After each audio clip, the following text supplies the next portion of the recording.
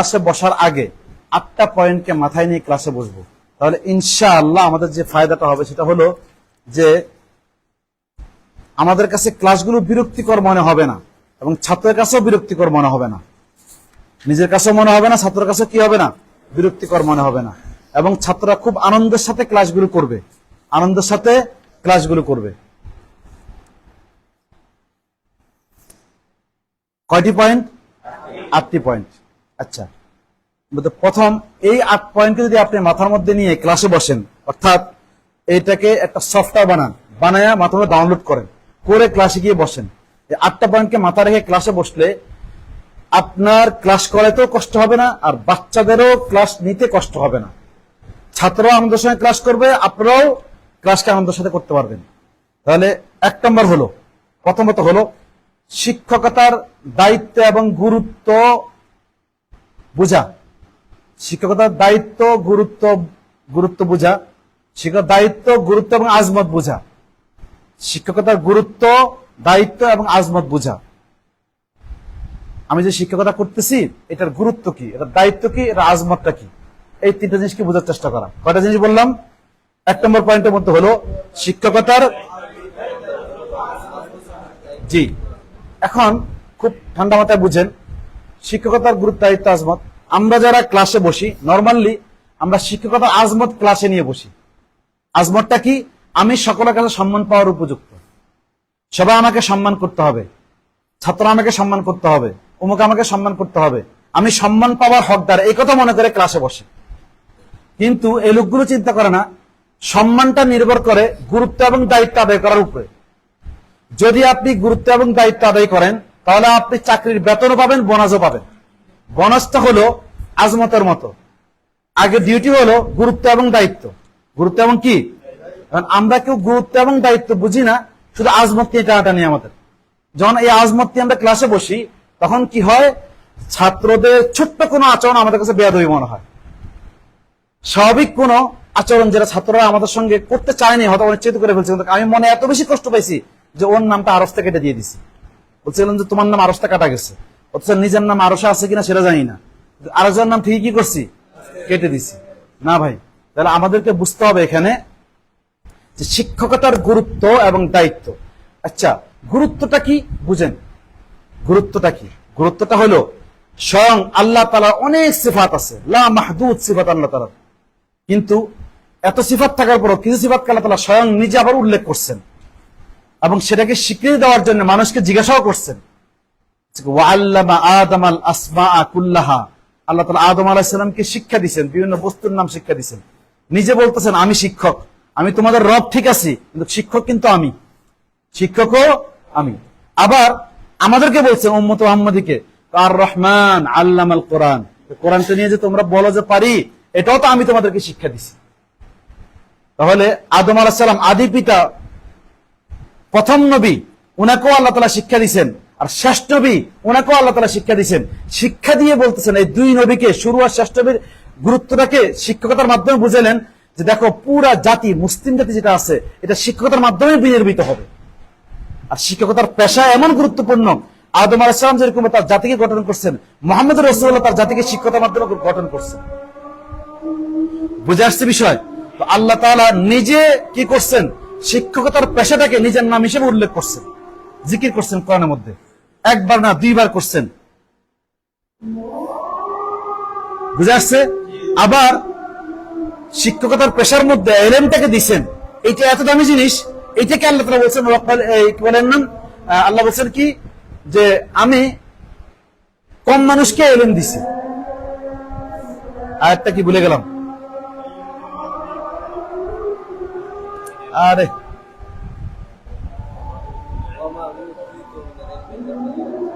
ওমা উতিতুম মিনাল ইলমি ইল্লা কালিলা, যে আমি তোমাদেরকে ওমা উতিতুম মিনাল ইলমি ইল্লা কালিলা, দামি জিনিস কম দেওয়া হয়, দামি জিনিস কি দেওয়া হয়, কম দেওয়া হয়। তাহলে আল্লাহ তাআলা দুনিয়ার কোন নিয়ামত দিয়ে কম দিছে এটা বলেননি, ইলমের ক্ষেত্রে এসে বলছেন কম দিছে। কোন নিয়ামত আল্লাহ কম দিছে এটা বলেননি, দেখেন কোন নিয়ামত আল্লাহ কম দিছে এটা বলেননি, কিন্তু শুধুমাত্র কোনটা মধ্যে এসে বলছে কম দিছি, ইলমের ক্ষেত্রে। তাহলে ইলম আর তাআল্লুম আর তালিম এটা অনেক গুরুত্বপূর্ণ একটা পেশা, অনেক গুরুত্বপূর্ণ একটা কাজ, এটা আল্লাহ তাআলা আমাদেরকে প্রথমত বুঝাইছেন। এরপরে আবার রাসূলুল্লাহ সাল্লাল্লাহু আলাইহি সাল্লাম, যিনি নবী হওয়াই যথেষ্ট ওনার মানুষের কাছে মূল্যায়ন পাওয়ার জন্য, নবুয়তের মর্যাদাই ওনার কাছে যথেষ্ট। এটার পরও তিনি আবার কি বলছেন, শোনো আমি নবী ঠিক আছি, কিন্তু ইন্নামা বুইস্তু মুআল্লিমা, আমি কি তোমাদের কাছে শিক্ষক হিসেবে প্রেরণ হয়েছি। খালি নবী না, আমি তোমাদের শিক্ষকও। আমি তোমাদের কি, অর্থাৎ শিক্ষকতার পেশা, শিক্ষকতার গুরুত্ব এটা এত মহান, আল্লাহ নিজে স্বীকার করছেন, এরপর নবীও নিজে স্বীকার করছেন, এরপর এটাকে আবার কি করছেন, মানুষের মুখ দিয়ে উচ্চারণ করাইছেন, শোনো তোমার শিক্ষককে আমিই তো। ইন্নামা বুইস্তু মুআল্লিমা, যেরকম আমি তোমাদের কাছে বুইস্তু, আমি তোমাদের কাছে নবী হিসেবে প্রেরিত হয়েছিলাম, রাসূল হিসেবে প্রেরিত হয়েছিলাম, অনুরূপভাবে আমি তোমাদের কাছে আবার কি হিসেবে প্রেরিত হয়েছি, শিক্ষক হিসেবে প্রেরিত হয়েছি। তাহলে বুঝেন শিক্ষকতার গুরুত্ব কত বড় দায়িত্ব, যে মুহাম্মদ রাসূলুল্লাহকে শিক্ষক বানানো মাকসাদ হলো পুরো জাতিকে বিনির্মাণ করা।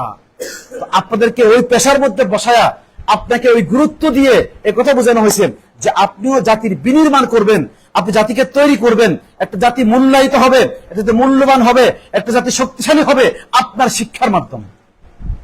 তাহলে আপনাকে কি পরিমাণ এক্সপিরিয়েন্স ওয়ালা, আপনাকে কি পরিমাণ যোগ্যতা সম্পন্ন, আপনাকে কি পরিমাণ তৈরি মানে কি বলেন নাম তৈরি কিন্তু ব্যক্তি হিসাবে উপস্থাপন করতে হবে। চিন্তা করেন নিজে কত প্রিপেয়ার করতে হবে, তৈরি করতে হবে, জাতি বিনির্মাণ করতেছেন।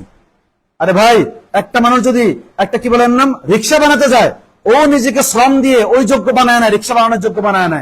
আর আপনি জাতি বিনির্মাণ করবেন আর নিজেকে আপনি কি বলেন না প্রশিক্ষণ দিয়ে তৈরি করে নেবেন না, তো আপনার জাতি কখনো তৈরি হওয়ার সম্ভাবনা নেই।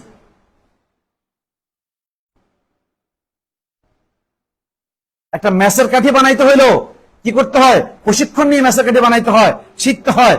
তো আপনি শিক্ষকতা না শিখে, শিক্ষকতার তরবিয়ত না শিখে, তরবিয়ত না নিয়ে শিক্ষকতা করতে বসছেন, তাহলে এটা কেমন হলো ভাই? আপনার হাতে তো জাতি বিনির্মাণের দায়িত্ব দেওয়া হয়েছে, জাতি গঠন করবেন আপনি। শিক্ষকতার পেশা কত গুরুত্বপূর্ণ আল্লাহ নিজে স্বীকার করছেন, রাসূল নিজে স্বীকার করছেন। তাহলে এটা গুরুত্ব যখন আমার দিলের মধ্যে থাকবে, তখন দায়িত্ব আদায় করতে সহজ হবে। আমাদের কাছে তো গুরুত্ব এবং দায়িত্ব কোনটাই নাই। গুরুত্ব নাই বিধে দায়িত্ব নাই। আমাদের যদি ছাগলে চিল্লে দিয়ে উঠছে, তো হুজুর ক্লাস থেকে বাড়ি চলে গেছে। নিজের বাচ্চার জ্বর উঠছে, তো এই জন্য কি করছে, বাস এই 20 জন ছাত্রের ক্লাস রেখে উনি বাচ্চা খাদ্যতা লেগে গেছে। কারণ এই হুজুরের কাছে শিক্ষকতা কোনো দায়িত্ব নাই, কোনো গুরুত্ব নাই।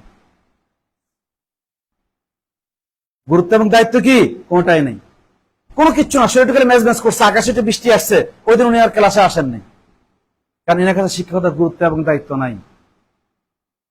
কিচ্ছু না, কোনো কিছু না। বাসা মনে করেন রাত্রেবেলা মেহমান আসবে, দিনের বেলা বাজার করতে হবে, বাজারকে গুরুত্ব দিচ্ছেন আর আপনি মাদ্রাসার ক্লাসটাকে গুরুত্ব দেননি। যেদিন ইচ্ছে সেদিন মঞ্চে আসছেন, যেদিন ইচ্ছে মঞ্চে আসেন নাই। তাহলে বোঝা গেল আপনার কাছে শিক্ষকতার কোনো গুরুত্ব নাই। যার কাছে শিক্ষকতার গুরুত্ব নাই, তার শিক্ষকতা করার কোন ধরনের কোনো অধিকার নেই, কোনো ধরনের কোনো অধিকার নেই তার। কারণ এর দ্বারা কখনোই জাতি গঠন হবে না। সে একজন হক নষ্টকারী হিসাবে, খাইন হিসাবে, জালেম হিসাবে আল্লাহর কাছে পাকাও হবে। শিক্ষকতার গুরুত্ব খুব স্বাভাবিক বিষয় না। আপনার কাছে ওই কি বলেন নাম বাচ্চার গুরুত্ব আছে, আপনার কাছে বাজারে গুরুত্ব আছে, বিবির অসুস্থের গুরুত্ব আছে, মেহমানের গুরুত্ব আছে। আর আপনি জাতি গঠন করবেন, আপনি ক্লাস করাবেন, এসে আপনি 10 মিনিট লেট করে আসলে কোনো কিছু মনে করেন না, আপনার কাছে কোনো গুরুত্ব নাই। তাহলে বোঝা গেল আপনি শিক্ষকতা করার উপযুক্ত না। যদিও আপনি যত কিছুই বলেন না কেন আমি ভালো ছাত্র ছিলাম, আপনি ভালো ছাত্র হওয়ার উপযুক্ত, ভালো শিক্ষক হওয়ার উপযুক্ত হননি আপনি।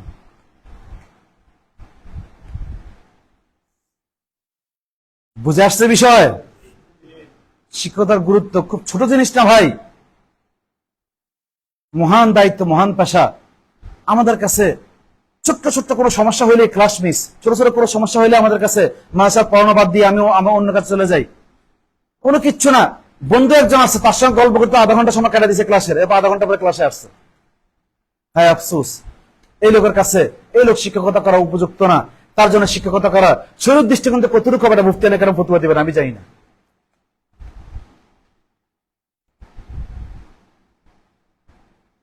তাহলে যদি আপনি গুরুত্ব বুঝেন, তাহলে দায়িত্ব আদায় করতে পারবেন। দায়িত্ব আদায় করতে পারেন, তখন আপনি আজমত পাবেন। দুর্ভাগ্যের বিষয় হলো আমরা প্রত্যেকে এখন ক্লাসে বসি আজমত নিয়ে, যে আমি সম্মান পাওয়ার উপযুক্ত, ছাত্ররা আমাকে সম্মান করতে হবে। ও ভাই, আপনার চাকরি করেন নেই, বেতন পাবেন কোত্থেকে আপনি? আর বেতন পান না, তাহলে বোনাস পাবেন কোত্থেকে আপনি? আপনি আগে চাকরি করেন, চাকরি মানে হলো দায়িত্ব আদায় করেন। বুঝে আসছে বিষয়? আজমতটাকে মাথায় রেখেন না, গুরুত্ব এবং দায়িত্ব রাখেন, আল্লাহ আপনাদেরকে আজমত প্রত্যেকটা ছাত্রের দিলের মধ্যে বসাইয়ে দিবে। হক আদায় করেন, জিম্মাদারি আদায় করেন। বুঝে আসছে বিষয়? বুঝে আসছে? আচ্ছা, 1 নম্বর কি? শিক্ষকতার গুরুত্ব এবং দায়িত্ব কি দিলের মধ্যে নিয়ে, হ্যাঁ।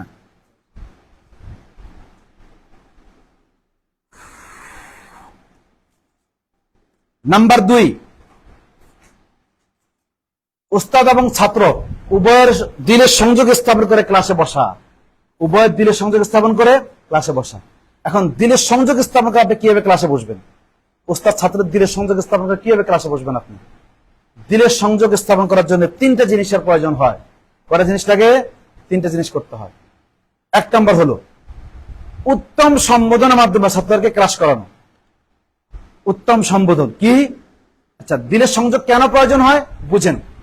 আপনি একটা ক্লাস থেকে, বাইরে ক্লাস থেকে আসছেন, ছাত্ররাও আরেকটা ক্লাসে ছিল, এখন ওরা আরেক ক্লাসে আছে, ওই ক্লাস থেকে এখানে আসছেন, আর আপনি একটা ক্লাস করাইছেন, সেখান থেকে আপনি আসছেন, অথবা আপনি বাইরে থেকে আসছেন। যদি আপনার এবং ছাত্রের মাঝে দিলের সংযোগ স্থাপন না হয়, তাহলে আপনি যা পড়াবেন তাদের দিলের মধ্যে প্রবেশ করবে না। কারণ যদি মধু ঢালতে হয়, উভয় বোতলের মুখ বরাবর হতে হয়। তাহলে আপনি যখন ছাত্রদেরকে দিলের সংযোগ স্থাপন করে ক্লাস করাবেন, তখন আপনি যা দিবেন ওদের প্রত্যেকটা জিনিস দিলের মধ্যে গিয়ে আঘাত করবে, দিলের মধ্যে গিয়ে প্রবেশ করবে। আমরা ক্লাস করাই, ছাত্ররা ক্লাস নিতে পারে না কেন? তাদের দিলে ঢুকে না কেন? কারণ আমি এখনো বোতলের মুখকে এক করিনি। বুঝে আসছে? তাহলে কি করতে হবে? 3টা কাজের মাধ্যমে কি করতে হবে? ছাত্রদের দিলের সংযোগ আমাদের কি করতে হবে? কি করতে হবে? হ্যাঁ, 1 নম্বর উত্তম সম্বোধনের মাধ্যমে ক্লাসে ঢুকেই, হে প্রিয় বৎস, হে প্রিয় বাবারা, হে সোনামণিরা, কেমন আছো? দিলের সংযোগ স্থাপনের জন্য প্রথম হলো উত্তম সম্বোধন। রাসূল সাল্লাল্লাহু আলাইহি ওয়াসাল্লাম বলেন, ইয়া গুলাম ইন্নী উআল্লিমুকা কালিমাত, এই শোনো প্রিয় বাবুরা, হে প্রিয় সোনামণিরা, হে প্রিয় বৎসরা, হে আমার কলিজার টুকরারা। গোলাম শব্দের অর্থ এখানে দাস নয়, গোলাম শব্দের অর্থ আরবিতে শিশু বাচ্চাকে সোনামণি, তারপরে আদরণীয় করে বোঝানো হয়, আদরণীয় শব্দ এটা। হে প্রিয় বৎসরা, ইন্নী উআল্লিমুকা কালিমাত, এই শোনো, তোমাদেরকে আমি খুবই গুরুত্বপূর্ণ কিছু বাক্য শিক্ষা দিব। দেখেন, প্রথমে উত্তম সম্বোধন করছে, ইয়া গোলাম, হে প্রিয় বৎস। উত্তম সম্বোধনের মাধ্যমে, এই ফেরেশতা কোন দিকে হারিয়ে গেছে, হে প্রিয় বৎস। উত্তম সম্বোধনের মাধ্যমে কি করা? প্রথমে বাচ্চাদেরকে কি করা? সম্বোধন করা। 1 নম্বর পদ্ধতি। নাম্বার 2 হলো এই 1 নম্বর পদ্ধতি কিসের? এটা দিলের সংযোগ স্থাপন করার জন্য 5টা জিনিস পড়াবো, এটা বলেননি। কি বলছেন? মাইয়া খুজ মিন্নি, আমার কাছে কে নিবে। আচ্ছা, নেওয়ার দেওয়ার মধ্যে কি আছে? নেওয়ার দেওয়ার মধ্যে পঞ্চ ইন্দ্রিয় অ্যাক্টিভ হওয়ারটা কি আছে? সূক্ষ্ম একটা জিনিস আছে, সূক্ষ্ম একটা কি আছে? জিনিস আছে। যেমন দেখেন, আমি ওই যে ওনার কাছে মারছি, উনি ক্লাসে আছে, ধরতে পারেনি, দেন। আচ্ছা, নেওয়ার দেওয়ার মধ্যে কি আছে? পঞ্চ ইন্দ্রিয় কি আছে? অ্যাক্টিভ আছে। আচ্ছা, আমি দেখেন যে মারলাম, উনি ধরে ফেলছে। একটু চিন্তা করেন, একটাকে ধরতে পারলো না, ক্লাসেই ছিল, মনোযোগ দিয়েছিল, ধরতে পারেনি, এখন কেন পারলো? জি, এটা হলো ক্লাসের টেকনিক। কি বলেন নাম? পঞ্চ ইন্দ্রিয়কে অ্যাক্টিভ করা। আখাজাই আখু শব্দের মধ্যে এমন এক শব্দ লুকায়িত আছে যে আপনি নেওয়ার দেওয়া বলতে হলে কি করতে হবে? পঞ্চ ইন্দ্রিয়কে অ্যাক্টিভ করতে হয়। অর্থাৎ আপনি ক্লাসের মধ্যে বাচ্চাদের পঞ্চ ইন্দ্রিয়কে অ্যাক্টিভ করে আপনার নিয়ন্ত্রণ নিয়ে নেবেন। এটা আল্লাহ রাসূলের টেকনিক অ্যাপ্লাই করছেন, এটা আমার টেকনিক না, এগুলো আমি কিচ্ছু তৈরি করিনি। আমার রাসূল সাল্লাল্লাহু আলাইহি ওয়াসাল্লাম এই পদ্ধতিতে ক্লাস করে দেখাই দিয়ে গেছেন আমাদেরকে, আমরা বুঝিনি। শব্দ চয়নে কত সুন্দর, মাইয়া খুজ মিন্নি খামসা খাসালিন, এই শোনো শোনো প্রিয় বাচ্চারা, আমার কাছ থেকে কে নিবে, কে গ্রহণ করবে, কে নিবে আমার কাছ থেকে? নেওয়া, গ্রহণ করা, এটার মধ্যে আদান প্রদানের মধ্যে পঞ্চ ইন্দ্রিয় অ্যাক্টিভ করতে হয়, যেটা আমি একটু করে দেখাইলাম আপনাদেরকে। বুঝে আসছে? বুঝে আসছে? তাহলে শব্দ চয়নের মাধ্যমে বাচ্চাদের পঞ্চ ইন্দ্রিয়কে অ্যাক্টিভ করে নিজের নিয়ন্ত্রণে নিয়ে নেওয়া। যেমন মনে করেন, আমি যে আবার এখন আমি করি, এভাবে মারি, দেখেন কতজন হাত একসঙ্গে উঠে শুরু হয়েছে, দেখছেন? মারি নাই কিন্তু, মারলে দেখুন এখন কারাগায় শুরু করে, দেখুন ধরার জন্য 3-4 জন ওইখান থেকে এসে ধরছে। কারণটা কি? এদের পঞ্চ ইন্দ্রিয় অ্যাক্টিভ হয়ে গেছে, এখন নেওয়ার জন্য তাদের কি দিল চাইতেছে। তাহলে বুঝেন আখাযা ইয়াখুযু শব্দ দিয়ে কি করছেন, পঞ্চেন্দ্রিয় অ্যাক্টিভ করে দিলের সংযোগে স্থাপন করছেন। বুঝে আসছে বিষয়? নাম্বার 2 গেল। Number 3 blocking technique. Blocking technique, blocking টেকনিকটা কি জিনিস বুঝেন? ব্লকিং টেকনিক ক্লাস করানোর আগে ছাত্রদেরকে ব্লকিং টেকনিকের মাধ্যমে, ব্লকিং কৌশলের মাধ্যমে ওদের নিয়ন্ত্রণ নিজে প্রতিষ্ঠা করার চেষ্টা করা। অর্থাৎ যেমন আল্লাহ কি বললেন, মাইয়া খুযু মিন্নি খামসা খাসালিন, এ শুনো আমার কাছ থেকে কে নেবে 5টি বিষয়। কয়টি বিষয়? 5টি বিষয়। এখন প্রত্যেক ছাত্রের মাথায় চলে আসছে 5টি বিষয় তো, আচ্ছা বুঝতে পারছি। আল্লাহ রাসূল যা বলবেন নিশ্চয়ই এটা 6 হবে না, যা বলবেন সেটা 4 হবে না। আল্লাহ রাসূল প্রত্যেকের জেহেনকে আবদ্ধ করে ফেলছেন 5-এর মধ্যে। কিসের মধ্যে? 5-এর মধ্যে ব্লক করে দিলেন। তাহলে জেহেনকে কি করলেন? ব্লক করেন। যেমন আপনাদেরকে আমি বলছি 8টি পয়েন্ট বলবো, এখন আমি 8টির কম একটা যদি বলি, বলুন হুজুর এই কি বলেন নাম, এখনো তো এই আপনার একটা বাকি আছে। আচ্ছা আমি কয়টা পয়েন্ট আলোচনা করছি? এখন 2টা পয়েন্ট আলোচনা করছি। তাহলে আপনাদের দেখেন মুখস্থ হয়ে গেছে 2টা, তার মানে আরো বাকি আছে কয়টা? এখন তাহলে আপনাদের ব্রেন সীমাবদ্ধ হয়ে গেছে, হুজুর যা আলোচনা করবে এটা 8 পর্যন্ত হবে, 8 পয়েন্ট, 8টা পয়েন্ট, এর বেশি যাবে না। যদি আমি কম বলি তাহলে বলবো হুজুর একটা বাদ গেছে, আর যদি বেশি বলি তাহলে হুজুর তাহলে আরেকটা বাড়ছে কিনা। অর্থাৎ আপনাদের ব্রেনটাকে আমি নিয়ন্ত্রণ করে ফেলছি 8 পয়েন্টের মধ্যে।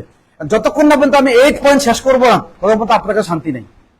আপনি ওইটা খুঁজে থাকবেন যে হুজুর বাকিগুলো বড় না কেন, বাকিগুলো বড় না কেন, বাকিগুলো বড় না কেন। যদি আমি ক্লাস থেকে উঠেও যাই বলবো হুজুর অন্তপক্ষে হুজুর এই খালি হেডিং করে বলে যান, এটা বলবেন কি বলবেন না? তাহলে বুঝেন এই পঞ্চেন্দ্রিয় অ্যাক্টিভ করা, তাহলে ক্লাসের মধ্যে মনোযোগ অ্যাটেনশন আনার জন্য, দিলের সংযোগ স্থাপন করার জন্য কয়টা বস্তু করতে হবে একসঙ্গে? 3টা বস্তু। 1 নম্বর হলো কি? উত্তম সম্বোধন। নাম্বার 2 কি? পঞ্চেন্দ্রিয় অ্যাক্টিভ করা। নাম্বার 3 কি? ব্লকিং টেকনিক অ্যাপ্লাই করে বাচ্চাদেরকে নিয়ন্ত্রণ প্রতিষ্ঠা করার চেষ্টা করা। বুঝে আসছে বিষয়? তাহলে এখন আমাদের 8 পয়েন্টের 2 নম্বর পয়েন্ট পর্যন্ত আলোচনা হলো। কয়টা পয়েন্ট পর্যন্ত আলোচনা হলো? আরো 6টা পয়েন্ট আমাদের কি আছে? বাকি আছে। এখন নামাজ পড়েন ইনশাআল্লাহ। নামাজের পরে যদি আপনারা ক্লাস করতে চান তাহলে দেখা যাক ইনশাআল্লাহ। আর যদি না করেন, করবেন আপনারা? আসলে পরে আমার কাছে একটা মেহমান আসবে, সফিউল্লাহ ফুয়াদ সাহেবের ছেলে আসবে। তো যদি আইসা পরে তাহলে ক্লাস করাবো না, আর না আসলে মাগরিব পরে করাবো ইনশাআল্লাহ। আসলে মাগরিবে করাবো ইনশাআল্লাহ।